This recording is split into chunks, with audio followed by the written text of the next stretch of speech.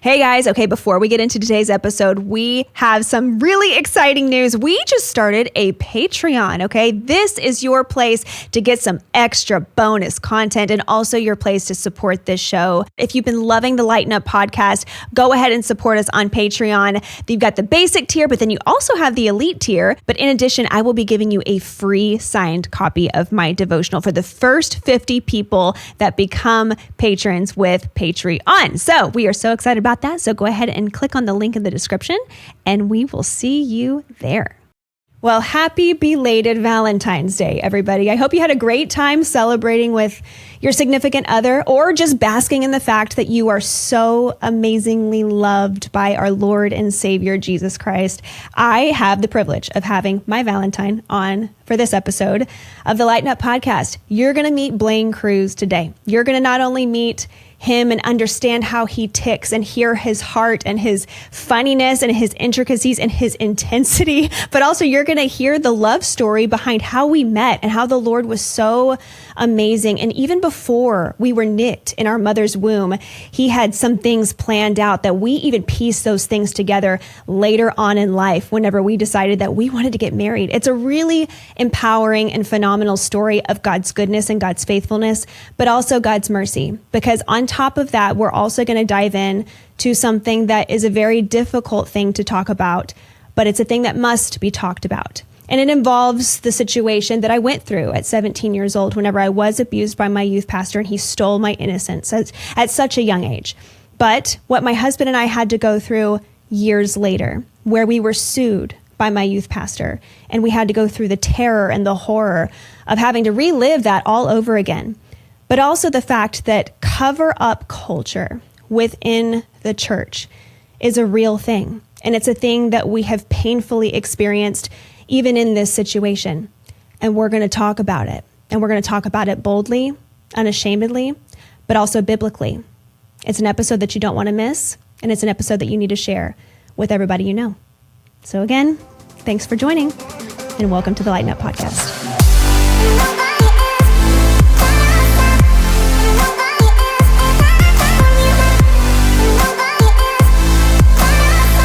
Hi, babe. Hello. How are you? Good. This is your most favorite thing ever? Yes. It's not. But it wasn't like pulling teeth getting you to do it, so I'm grateful. I'm grateful that you're coming. But I wanted to have you on today because I feel like our love story is really incredible. God really puts together amazing love stories better than any Nicholas Sparks book, any love movie that you've ever seen. And I just think that ours is really good. What? Who's that? Nicholas Sparks? No idea. He's the one that did the book. What's that movie? Notebook? Yes, The Notebook. But God is better. That's my point. Now, tell us where you grew up, because what people don't know is we actually grew up in the same hometown. So tell us about like your upbringing, your childhood, and all that stuff. My dad was the dean of a military school in Harlingen, and grew up on a military base. Mm-hmm.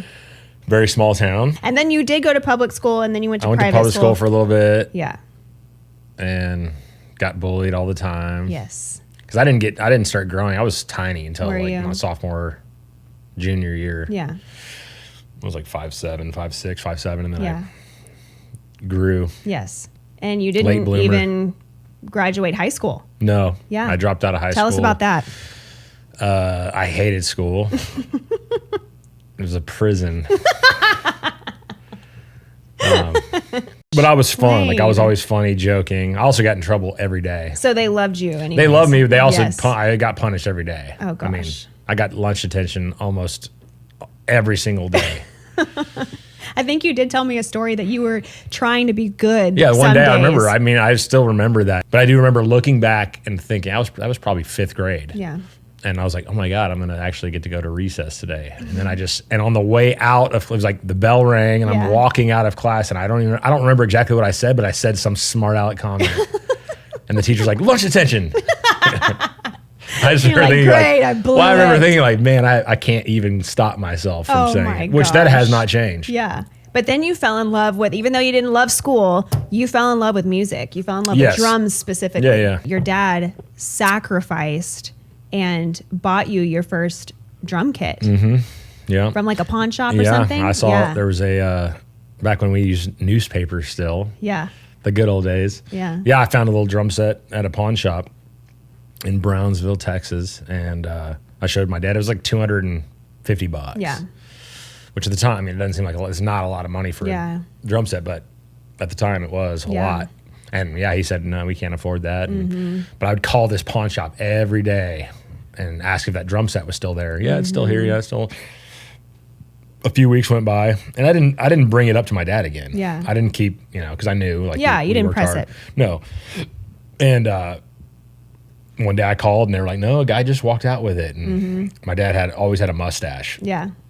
And so I remember, I was like, well, what did the guy look like? And he said, oh, he's an older looking guy, which my dad had me at, 42 or 43. Older. So he was already dad. old. And I was like, well, did he have a mustache? Yeah, I think he had a mustache. But I remember we had a little window, and I was peeking out of the window, waiting for my dad to get home. And I saw him take the turn to come into our driveway, and I saw a big old bass drum in the back of the car. Yeah. And I knew, I was like so excited, and I jumped. Oh, I didn't want to ruin the surprise, so I jumped back into my seat, and he walked in, and how's it going, son? Good, Dad. And I just sat there, and he finally walked out with a trash bag. Yeah. So, hey, go clean my car out. Oh, to surprise me. Oh, that's so sweet. So I never ruined the surprise. I never told him I knew. Yeah. But then you started banging on those drums, and you fell so in love with it, and then you started playing in church, and that was kind of like your first intro to really so I started becoming playing. a drummer. I started playing at the church, and so they'd have me up there playing percussion and congas and bongos and tambourine shakers. Yeah. Well, then I showed up one Sunday. They're like, "You're on the drums," and I'm like, "What?" And they threw me into the fire. Yeah. And then Wayne Johnson was the worship leader, and he made me cry almost every Sunday. Poor He would embarrass me so bad, but he made me better. Yeah. I'll always. Yeah, he was hard on you because he knew that you had it in you, and so he was just. I mean, really trying to I remember you. I would like walk to the bathroom after, and just cry. Oh, honey. Because he would make because as a drummer, your job is to keep time. Yeah. And now everybody at church was playing to tracks and click tracks. Everything's perfect. Well, that wasn't a thing back then. So you had to play with your internal clock, right? Which clearly was not developed quite yet. Yeah. And he would make it very obvious. He would stand up, in church from the piano and start snapping his fingers, like, you're dragging or you're rushing. And I would just, oh God, everybody's looking at me. Oh my God. But I always credit him he's the reason I took having great time seriously. Yes. Oh my gosh. I think that's great, because I think that a lot of people, everybody's so soft too. Yeah. And that just wasn't the case. Yeah. And it was volunteer. I'm 15 volunteering at a church, giving 3 days a week of my time. Yeah. And getting totally abused. In the best way. But it's good. It's nothing. Yeah. So then after that, you had those years of formation in the church and playing music there. And then at 17, you got your GED, which you call it a good enough degree, the GED, well, good enough degree. And Ron White, the comedian, he has a GED, and he has a bit where he talks about it. He goes, I've got a GED. He's like, I'm smart. You can't prove it on paper. But I'm very he's like, smart. I got me a GED, and if you don't know what it stands for, you probably got one too. It is general education degree or diploma, one of the two. Okay. I don't know. I'm not sure. And for the record, there's like a very high percentage of high school graduates that fail their GED. I'm sure there is. So it's not just some easy test. Yes, folks. I'm sure it's not. No, I'm sure it's not. But then after that, you even considered for a little bit like going into the military. Like you didn't really know after 9/11, what to do. Yeah. Yeah. So when 9/11 happened, I thought I wanted to go to music school. Right. I wanted to be a drummer. Right. That's what I wanted to do. And when 9/11 happened, and my dad, my family was military. My dad, my brother, my oldest brother, was in the military, and so I just assumed, holy cow, I'm gonna have to go to the military because we're going to war. Yeah.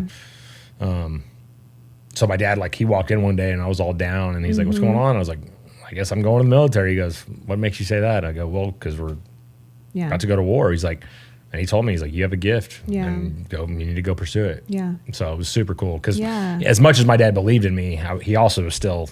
He was the dean of a military academy. Yes. Yeah. So he was super. We were very close, and never questioned his unbelievable love for me. Yeah. But he was still hard. Yeah.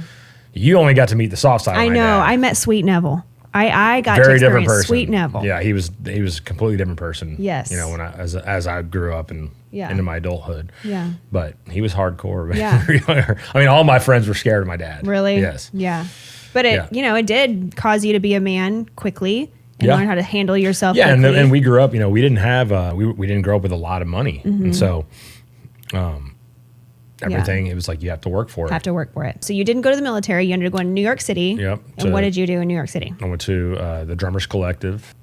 From where we grew up to New York City, vastly different. Two totally different places. I mean, going from like my nearest neighbor growing up was a quarter mile from my house. Yeah. You know, and then now I'm figuring out how to the subway system and all the buses and so then you did the Drummers Collective, you completed the program, you felt like you had all that education under your belt, and then after that did you immediately start playing music, or what did you do right after that? Well, after that I actually moved back because my parents were still in Harlingen. I moved back to Harlingen for maybe 8 months, and I assisted with the youth group there at the church.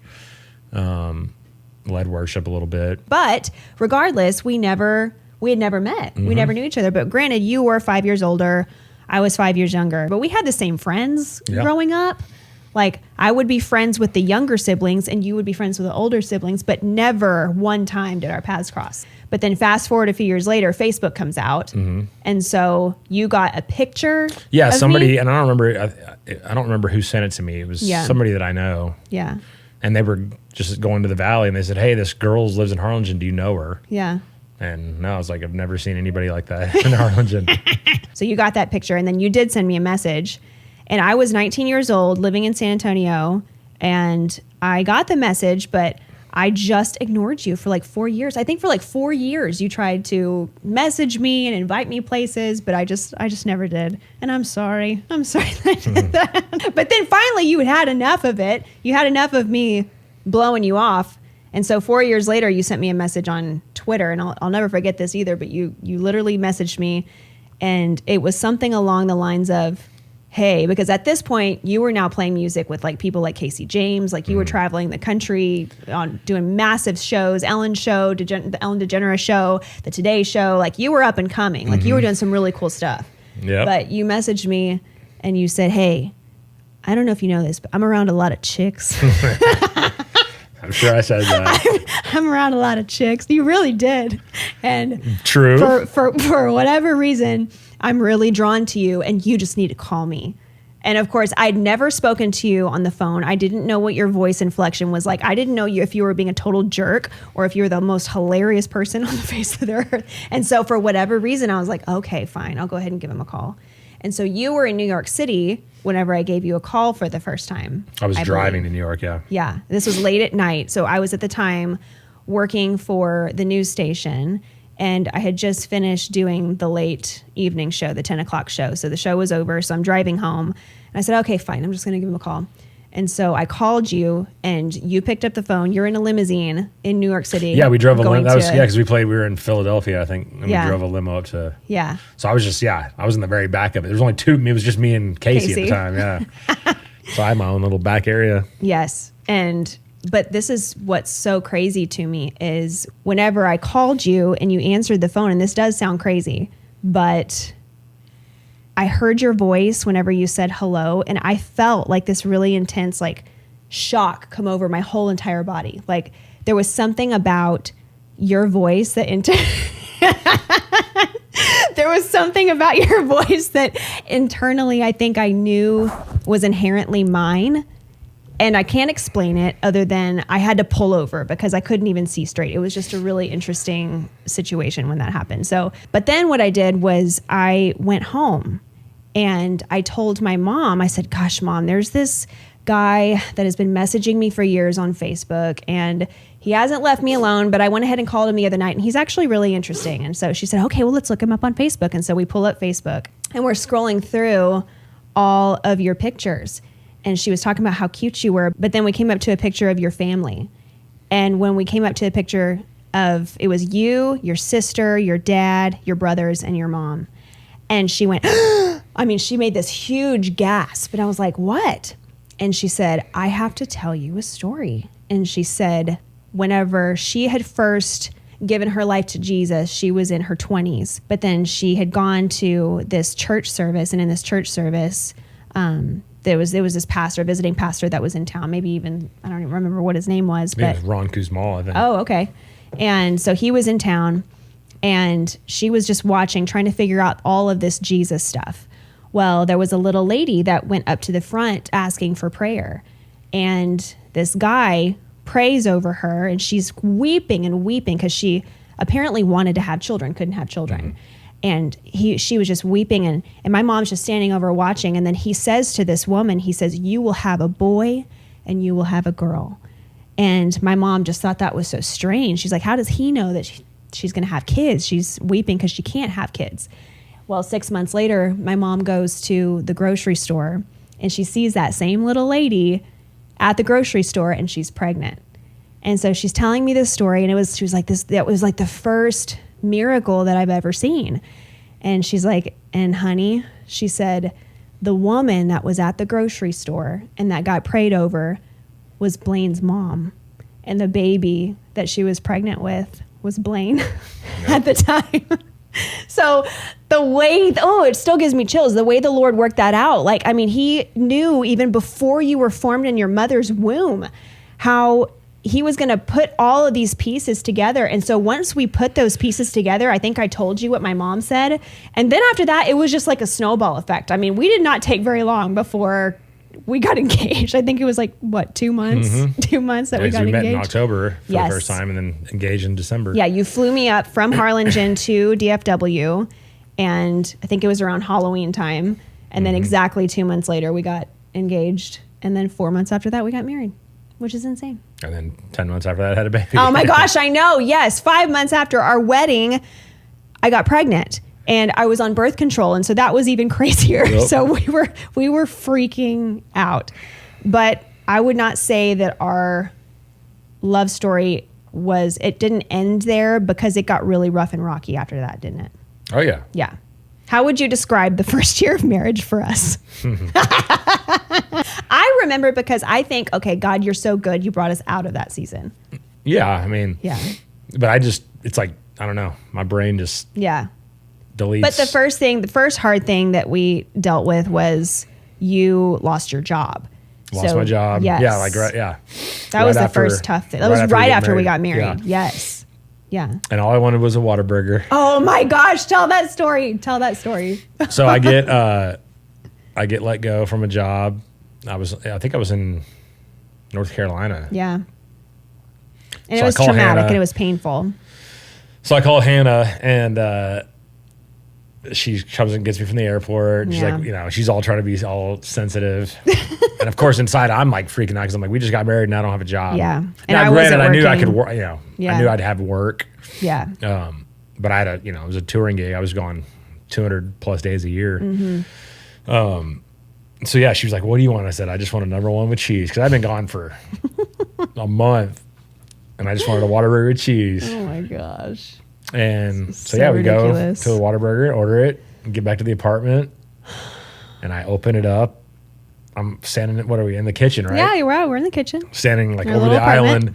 Open it up, and it's a friggin' like a barbecue chicken. No, it was like the strips, like the Monterey Chicken Jack or something like that. No. Oh, yeah. And what did I do? You threw it against the wall, and it splattered. Barbecue sauce was everywhere. I didn't even eat it. I mean, you said some expletives for sure, and it was just I think the point was I just wanted the name. You just wanted a burger. No, I just wanted the name of the restaurant.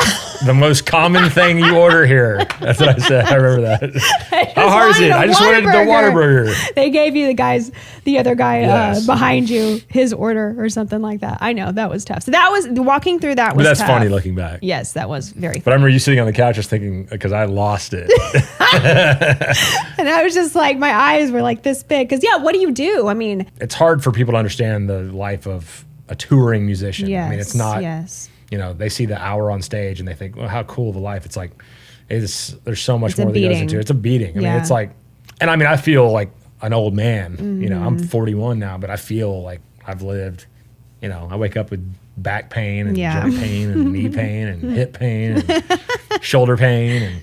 And But yeah, I think I was in, I don't remember what city I was in. We played a show and I was in my hotel room like I always was, and I just like started crying and I just was lonely. But I miss my family. I didn't, you're just out working, living, my dream. Yeah.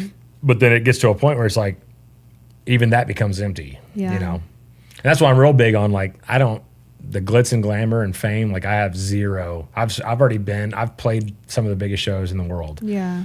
I've shared the stage with the biggest artists there. Right. Yeah. And I played on the biggest TV shows. Yeah. And it's like, you do it and you're like, that's it. Mm-hmm. And then the next day you're forgotten. Nobody cares. Yes. Yes. You're the coolest thing for that. In that moment. Yeah. And then the next day it's like, what do you like everyone's over it now. Yeah, you're not going to keep getting patted on the back because of that thing. Mm-hmm. People are on to the next thing. And so it's like, then you see like, and for a guy like me, I'm like, that's what I worked my whole life for. Mm-hmm. That moment. And then that moment comes and it doesn't feel like you expected it to feel. Yeah. And that's when the realization of like, man, that sucks. Yeah.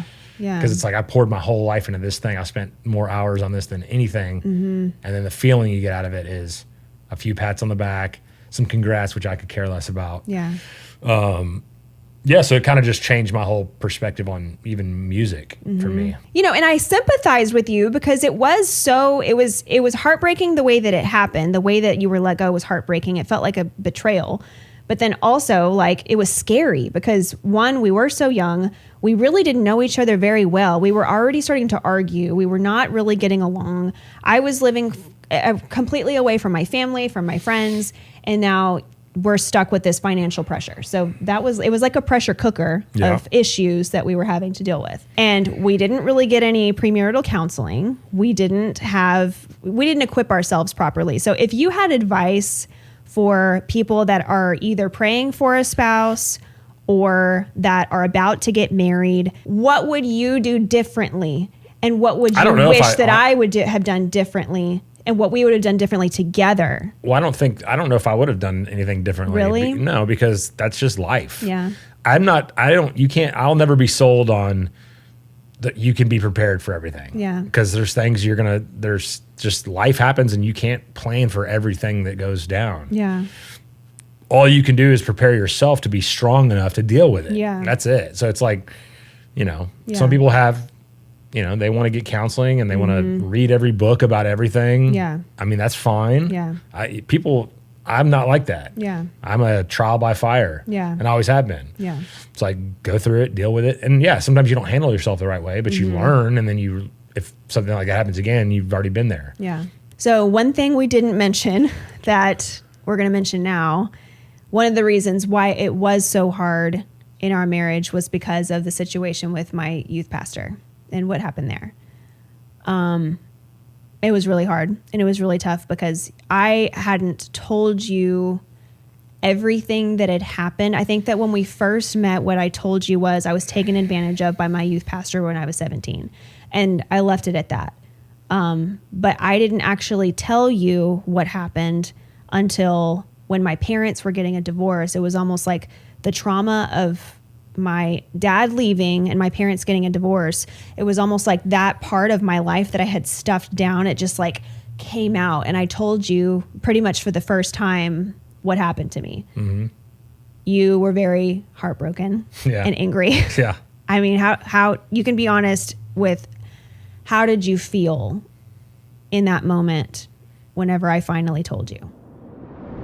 Popping in here to tell you about Christian Healthcare Ministries, which is a health insurance alternative at half the cost. My entire married life, this is what we have used. While insurance companies tell you when to join, what to pay, and where to go, CHM is different. As a ministry, CHM allows you to share the burden of medical bills with other Christians. You can enroll, switch programs, or leave at any time. That's a world of difference. CHM has flexible programs. You can pick any certified doctor, surgeon, or hospital that you want for eligible care. Get an info pack today by visiting chministries.org/Hannah. That's chministries.org/Hannah. Also here to tell you about Prenuvo. Prenuvo is a radiation-free, non-invasive, and contrast-free full body MRI scan. Yes, it proactively screens over 500 conditions, including cancer, aneurysms, and musculoskeletal issues. Blaine and I both have had scans, and it told us things going on inside of our body that we had no idea about, and it was great that we knew. It's always good to look under the hood. So be proactive with your health by getting your own Prenuvo scan. Find a location near you, and what you can do is get $300 off with this link right here, prenuvo.com/Hannah Crews. And the link is here in the show notes. It's prenuvo.com/Hannah Crews, and you can get $300 off your full body scan. Now back to the show. I don't know how I felt. I just kind of like blacked out. Yeah, a little bit. A little bit. He blacked out. Yeah, I was pissed off. Yeah. But it was also like, I can't believe this is real. Yeah. Yeah, and that's what's so tough is like. But when you're pissed off, like I don't pretend like that I handle myself right. Obviously, there was a lot of, I had to grow through a lot of that time. Mm-hmm. Yeah. And while that was happening, we were still, your mom was. Yeah. Your mom had already moved up here, I believe, right? No, not yet. Not yet. Not yet. No. But we were still walking through her own depression and dealing with all of that. So it felt like we were never going to experience peace. It just felt like that. It was just like, it's always going to be something. It was just so, it was so hard. But so I finally told you, and then you called my youth pastor. What happened whenever you called him? Well, I called him. He didn't answer. And then I called his wife, Sonia. Yeah. She didn't answer. So then I texted both of them. Yeah. And told them why I was calling. Yeah. And I think it was maybe within 10 minutes. Yeah. Richard called immediately. Yeah. Yeah. From Sonia's phone, I believe. I don't. Yeah. And and then he acted, he said, hi, Blaine, how are you doing? And I said, cut the BS. Yeah. And told him, exactly why I'm calling. Yeah. I demanded that he was on speakerphone so his wife could hear. Yeah. Because at the time, I did not know. I was under the impression that she didn't know anything. Yeah. When I was informed that she did know some things, that ticked me off even more. Did she say that on the phone? She said, I said, did you know this? She said, I knew some things. And which I then said verbatim, and you still stayed with that piece of trash. Oh. I didn't use the word trash though. Because that was like, I was shocked by that. Because in my, these are things like, I'm like, if I'm in that role, I know how I would respond. Yeah. But yeah, he admitted it on the phone. He said, that happened a long time ago. I then told him, like, because at the time he was still on the board for the Fellowship of Christian Athletes in the Valley. Mm-hmm. He was on the board for this Praise on the Hill. Yeah. Yeah. He was a businessman. He was very involved. He owned a business. Yeah. But he was always implanting himself in these positions and being an influence around younger people in the community. And I just told him, I was like, now that I know that is not going to happen anymore. Yeah. You're not going to have that. Yeah. And I told him exactly what I was going to do. I'm going to call your church. I'm going to call your children's school. Yeah. He coached the girls basketball team. I'm like, none of this stuff's happening now that I know it. Yeah.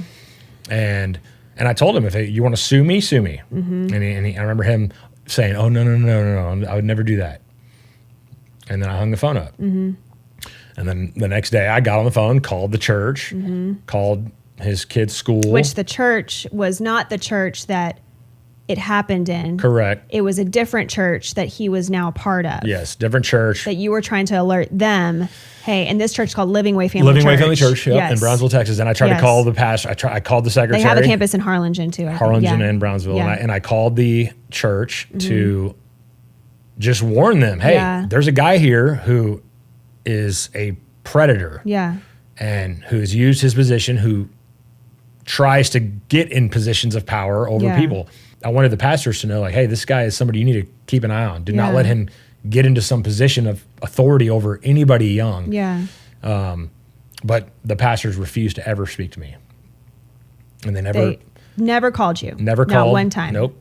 Never. Who did you speak to when you called the church? The secretary. But yeah, they just said, I called maybe 3 or 4 different times in a couple week period and asked why the pastors hadn't called me. And they said, the pastors are not going to call you. And they've already spoken to the Galvans, and they're not going to address this matter any further. And they never once spoke to me on the phone. And so it was maybe 10, 12 days. It was not long after. After that, we get a knock on our door and serve with a $885,000 lawsuit, saying that I'm lying, saying that I threatened his children, saying they said this is false. Yes, this is false. Yes. Like, what's false? Yeah. And so then from that point on, it was like, okay, I had to call an attorney who, one of my, again, us other talk about, God and even knowing that was going to happen. I played drums on a guy's record back in 2009 or 10 maybe. Yeah. And then we do some open mics with this guy, Davis Chapman, who was an attorney. Yeah. But he and I just had always maintained friendships through music. Yeah. And so I immediately called him, and he did great. Yeah. But he wasn't worried about anything. You were freaking out. Oh, I was freaking out but because the whole point it was of this, like having to read, like, that happening is already difficult, and I felt like it messed up my life for the next few years of my entire life. It totally messed it up. And in fact, that happens at 17. When I was 19, in fact, the year that you started messaging me on Facebook, in my first year of college, he would try to insert himself back into my life somehow. Usually it was in the form of nice words or of gifts or of opportunities. Like he would do that throughout the years after that. And so because I was so naive and because I was so just out of my mind, it's like you don't want to believe that actually did happen, and you are just kind of compartmentalize those things. And then a few years later, I turned 21, and he sold my dad his Mercedes to give to me. And so he was always doing little things to try to kind of like insert himself back into our life. So it made it very difficult for me to like ever really get rid of him. And so that was the thing I think that's what I've learned now that I'm older, now that I know how abusers work.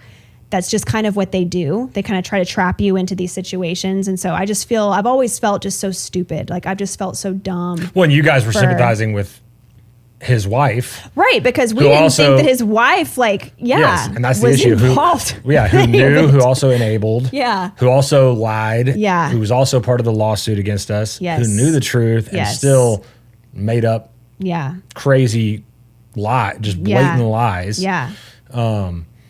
So we fought the lawsuit. That was 2018. It was horrible. I remember it just being like every day was a nightmare for me. Like, it was all a nightmare. Remembering that and then being fearful of, like, I think my life is going to be over now. Like it was just horrible because I thought that our marriage wasn't going to survive. We had these 2 tiny little babies, and it was horrible. It was terrible. Yeah. And it was definitely had to be a focus point. Yeah. Because it was like someone's trying to ruin my family. Yeah. Our family. Yeah. Somebody's trying to rob me of almost $1 million. Yeah. When we've already gone through all this stuff. Yeah. We're 5 years into a marriage, and you're trying to ruin my life and my new family. Yes. And I just wasn't going to have that. Yeah. And so, I did spend a lot of time. Great attorney. Mm-hmm. Thank God for Davis. But I was doing all my own research. Mm-hmm. And I ended up finding so much stuff that helped us. Yeah. So as the process was going, we started learning way more about this man that we didn't know. Yeah. The guy was a complete deviant, lifelong deviant. Ugh. I found records in Austin, Texas, because what I did was I decided I'm going to find everything about this man. Everything about him. Mm-hmm. And so I called Travis County, where I knew he had lived at some point, and I asked if they had any records. Mm-hmm. And they mailed me a whole packet of letters where he had been arrested for prostitution in the 90s. And I remember reading those documents, and it didn't make sense to my brain because it said like arrested for prostitution. Uh-huh. So I'm thinking like, okay, he hired a prostitute. Mind, yeah. But the way it was written was like, Richard Galvan agreed to give oral sex to the undercover cop. Yeah. But in my brain, I was thinking like, man, that doesn't make sense because, when you think about prostitution as a guy, you're like, and in my mind, I'm like, who would pay a prostitute to do give that? Her correct as a man give her oral that's sex. How my brain was operating. Yeah, like that's pretty gross. And so I was like reading the documents didn't make sense to me. Yeah. And I remember thinking like that's disgusting. Yeah. And then it was like, oh my God, he was the prostitute. Oh my God. Once I actually dived into the thing, I'm like, oh, he was the guy that agreed to get $15 might have you, which is crazy. Wait, so break it down. So he was the one that said to the undercover officer that he, Richard Galvan, would give oral sex to the officer because he was the prostitute and the undercover officer was playing the person that wanted to buy the prostitute. Yes. Oh my gosh. So because when I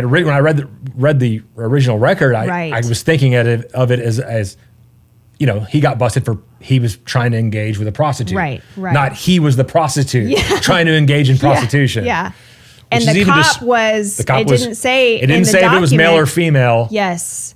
I in my assumption, in my opinion, it was a male officer, which is even more, to me, it just proves more of a track record of his. Yes.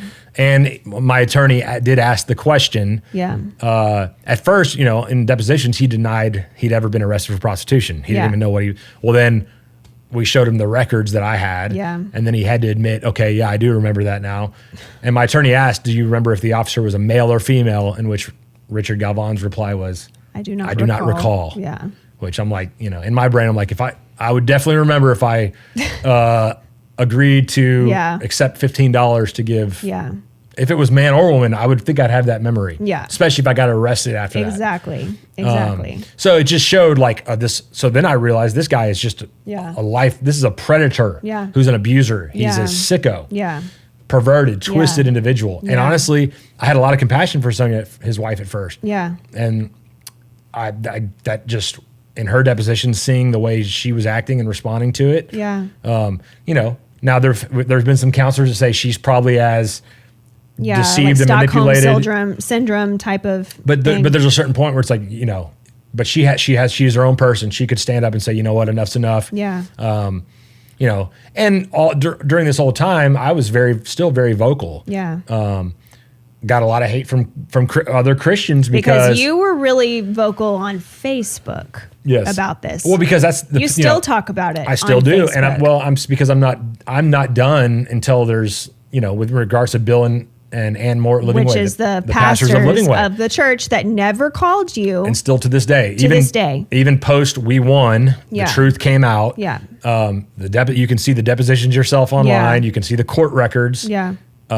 They dropped they lost the defamation lawsuit, and then they dropped the other everything three they had against us because they knew at that point there's no chance. Yeah.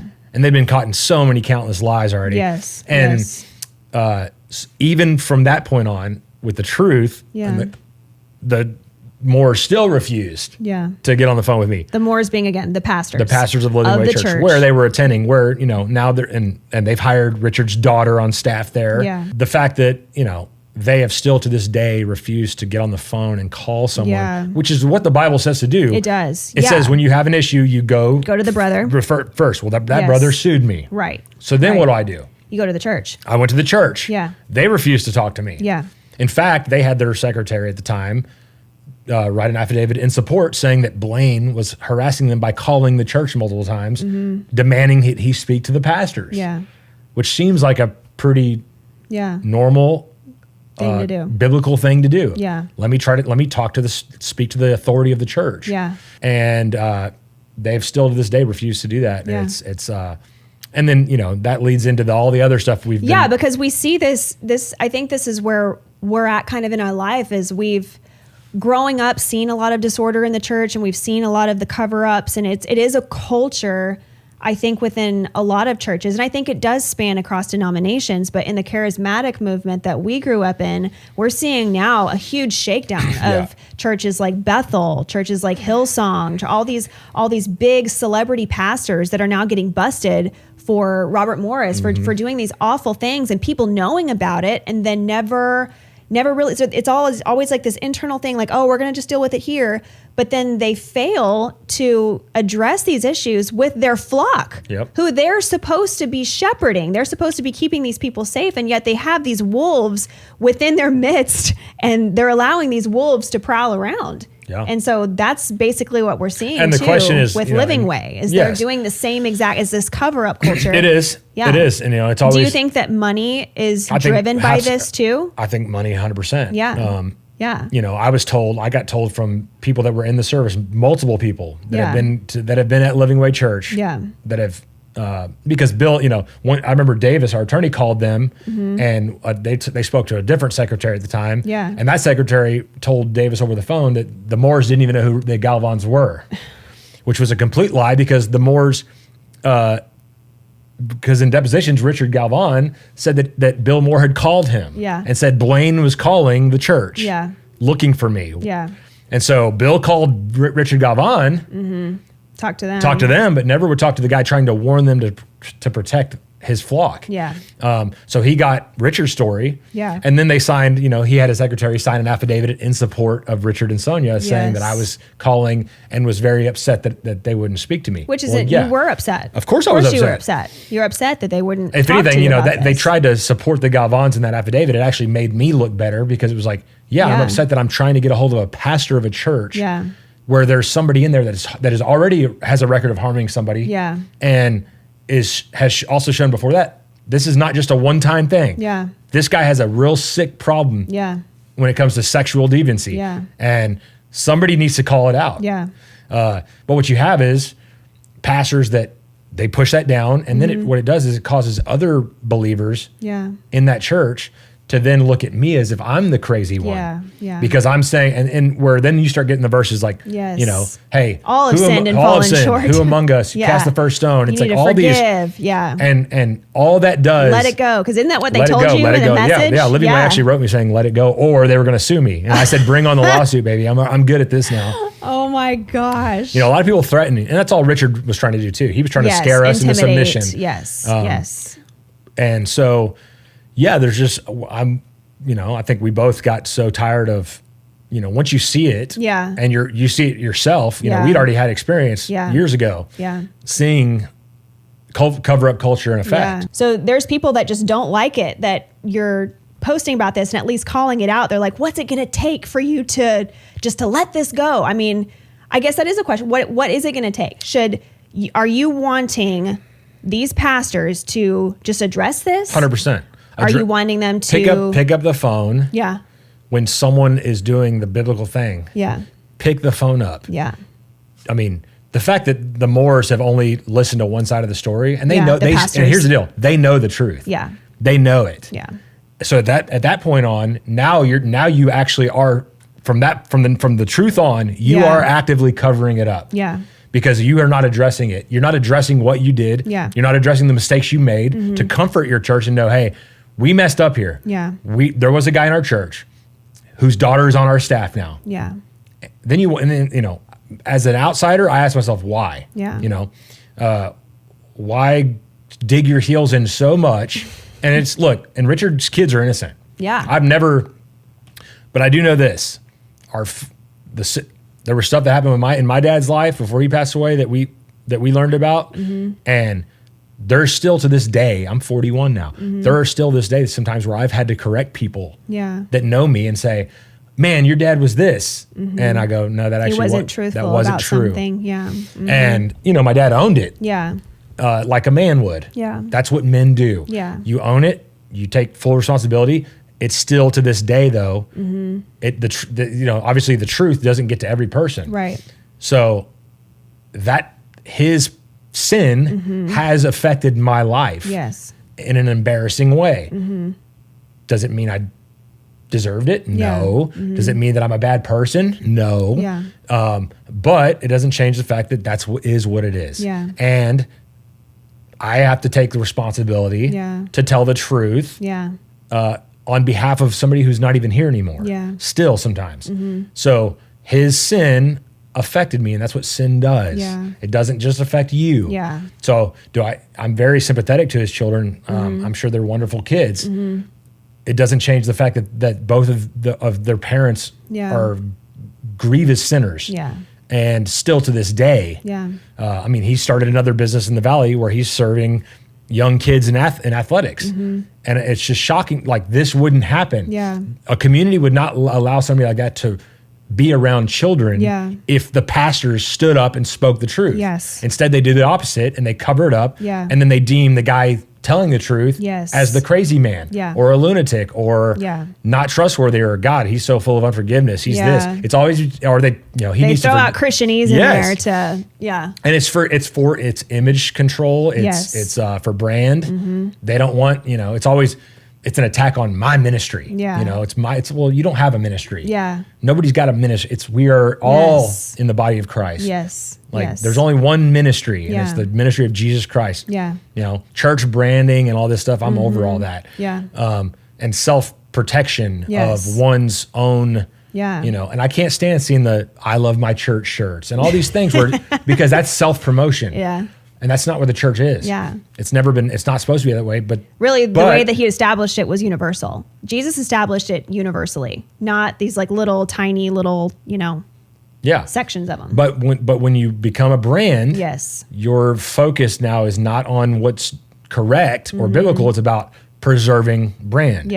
And then you have cover up. That's the only, because if it wasn't money or image, you would have everyone just tell the truth all the time. But that's not what brings the views and brings in the millions of dollars and brings in the funds and brings in the new buildings. All that has to be pretty in a nice box. And they'll say, like Bethel did, we didn't do this stuff correctly because we thought it would be bad for a bad image of the church. It would make the church look bad. It would turn people away from wanting to Christianity. come. I mean, I think the most eye-opening experience I've had with this whole thing is seeing the actual response from the church. And that's been the most disappointing. It's eye-opening. I mean, I expect disappointment. People are going to disappoint you. For me, it's broken my heart. But even people that have personally known me, to see the influence that a rogue church body leadership can have on a parishioner that goes there, to turn their back on you, somebody that knows you. Even when the truth is backed by record and court records, they can still look at you as somebody who's a threat to the church they like, to the church they like. That is like the most unbelievable. It is culty. It's culture. I mean, it's like, it's cover up culture. And that is I'm very grateful for guys like Mike Winger. Who we've got to, we got to talk to him too. Speak to him. And, but he is hated amongst many believers. Mike Winger being a YouTuber who he's amazing. And he has been exposing the cover-up culture that has been happening within the charismatic movement specifically. So he has exposed Bethel. He's exposed Sean Bowles, who was also a sexual deviant himself. And he was data mining on Facebook to make these fake prophecies over people. And Bethel was platforming him. So he's exposed a lot of that. He's exposing Todd White now at this moment with lifestyle Christianity. So there's all of these things. And so it's wonderful to see that there is this shaking happening within the charismatic movement, but it also made us kind of question everything. So it made us question our faith in, well, what's true? What's real? I just want the truth. I think that's just kind of where we're at too with all of that. Absolutely. Well, I know that was definitely tough to talk about, but thank you for talking about it. And I just hope that people can watch this being encouraged, knowing that despite any abuse that you've gone through, or despite maybe you're in a situation where you're in a church and you know some things about, your own church body that you feel like you can't discuss or you can't talk about, but we need to take that biblical approach, which is you go to the brother, and if that doesn't work, you go to the church body and you make it known. And then if that doesn't work, it is okay to call it out publicly. Yeah, I mean, transparency and honesty Yeah. is a must. Yeah. Especially if you're a giver. Yeah. You know, if I'm giving money, if I'm giving my hard-earned money to a church that I believe in, Yeah. and they're not being authentic in protecting me or being honest about situations, that's a problem. Yeah. And it should be called out. And the church needs to be degrained Yeah. from thinking that it's wrong to Yeah. do that, or thinking, man, that guy's talking bad about my church, I need to block him on Facebook. Yeah. Instead of saying, wow, man, that guy, I mean, he's telling Yeah. maybe he's not telling the truth, but let me go look into it. Right. And then if you realize, oh man, he's actually telling, like, he's saying things that are true, just like Mike. Mike doesn't just say it. Yeah. He brings evidence. Yes. And there are still people that think he's full of it. Yeah. And it's like, that's deception. Yes. And that deception is not coming from God. No, it's It's not. coming from, honestly, it's satanic, and it's Yes. being used through the pulpit. Yes. And they're doing that to their own flock Yeah. to maintain either control or image or whatever it is, Yeah. keep them safe in here, because I don't want to lose them because they're paying my bills. Yeah. That's the truth. Yeah. People don't like to talk about it, but it's Yeah. the truth. You know, at the end of the day, they got to keep their lights on. Yeah. And so anything that might bring bad PR to Yes. Yes. that hurts the bottom dollar. Yeah. Yeah. So yeah, I believe money is absolutely a root of it. But I also believe it's pride. Yeah. I think that Lots of ego. Lots of ego, and Yeah. I think these people start out. I think Meaning well. Yeah. I believe want to make that. a difference for the kingdom. I don't believe of God. that. Yeah. You know, I know there's some that are complete con artists from day one, but I Yeah. do believe like most people, I think, start out in a proper, authentic, Yeah. full of integrity because they love Jesus kind of way. Yeah. And I think that according to the Bible, Yeah. the rules for those people once they're in that role is much higher than ours. Yeah. And so at that point on, you got to live your life to a way higher standard now, according to what Scripture says. Yeah. And I think it's just, you know, humanity sets in. Yeah. Pride, ego, greed. Yeah. The sins of the flesh become a tool Yeah. that you bring into now your ministry. And, you know, I think if most of these places were honest with themselves, Yes. they would see that. Yeah. And it's okay to ask questions. Yeah. And people, you know, if you're a pastor or in ministry, I mean, you have to be honest. Yeah. And you have to call out sin. I'm not saying, you know, everything deserves public display. Right. But there are times when you see somebody's sin Yeah. and they're not repentant. Yeah. That's when the Bible says, okay, Yeah. like, you know, sorry. A lot of people said that Richard and Sonia were repentant. Well, they sued me saying I was a liar. Yeah. So Yeah. where's the repentance? Yeah. The Yeah, repentant heart would exactly. be like, I did this. Yeah. I am ashamed of myself. Yes. Instead, they dug their heels in and wanted, Yes. and then tried to make Tried to us ruin our life. Yeah. And then the church should have seen that as well. Exactly. And said, whoa, this is not. You're not doing this from a repentant heart. Yes. You're doing this from a place of evil. Yeah. Cover up. Yeah. You know, silence. Keep them quiet. Yeah. Self-preservation. Self-preservation, which is what you see happening in the church. Yes. It's a ingrained. Yes. And it's stuff that the system of this needs to be uprooted. Yeah. And people need to start living Yeah. in accordance to what Scripture says on how to handle these types of issues. Yeah. You know, the sex abuse stuff is so prevalent. Across the board. Yeah. And everything. Obviously, we're seeing the Epstein stuff now. We're Yes. seeing it's not just in church. It's No, not it's just in everywhere. government. It's a Yes. global issue. Yes. And but the church has to freaking Yes. call it out. Yes. Yes. Because the world has seeped into the church. Mm-hmm. You know, the only thing is a few people are really loud and they're screaming at, you know, like guys like me Yeah. who are screaming. Mike Winger, you know, he's very calm. He doesn't scream. It's one thing I appreciate about Yeah. him though. But it's like, it's okay to be righteously angry Yes. at what you see because you know that it's hurting other people. Yeah. Living Way is a good example. Here's why you're seeing the issue with Bethel, because they knew Yeah. the truth and they didn't say anything. Yeah. So what happens when the truth comes out years later? Yeah. You look even worse now Yes, because you yes. knew it. Yeah. So that I would send a warning to a church like Living Way. If something happens in that church from a sexual deviant, Yep. you were warned You were years warned ago and about warned one and and you warned did nothing. and did So now nothing. you're responsible from this point on. Like I would hope if anything ever happens to that church, Yeah. that it's a very big deal. Yeah. Because your response to one that I tried to warn you with was to not say a word. Right. To not even speak to the victims of that sin. Yeah. Everything is going to come to light. Yeah. So you might as well just be honest. Yes. It's not going to be hidden. Yeah. So anyway. I appreciate you talking about this, babe. Yeah. I do. Thanks for having me. And I appreciate who you are as my husband, because I know that the Lord allowed you specifically to be my husband, to be the voice that is needed, especially right now with everything that we're seeing. I mean, I think that the Lord has his hand all over you. And so I thank you for defending me the way that you've defended me, for standing up for me. I know we've been through a lot. It's not been easy. Yeah. It's been really, There's really been tough. a lot of mistakes along the way. Lots of mistakes along the way, But you lots learn. of pain. People think I'm a lunatic online sometimes. That's fine. If that's my worst quality is being bold being about bold stuff. and actually standing on something that I believe in, Yeah. then I'm okay with that. You're like, I'll take it. Yes. Yeah. Well, thank you. You're welcome. Love you. Love you too.